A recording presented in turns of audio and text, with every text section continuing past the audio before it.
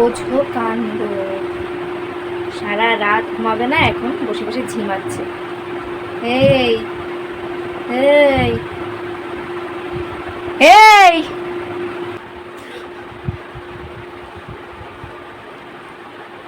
ব্যাপারটা কি? সারা রাত ফোন জেগে জেগে ফোন দেখবি আর সকাল হলে ঝিমাবি না? আর যদি আজকে রাত্রিবেলা তুই ফোন ধরে দেখিস, ফোনটা খালি ধরে দেখিস আজকে। আরে না,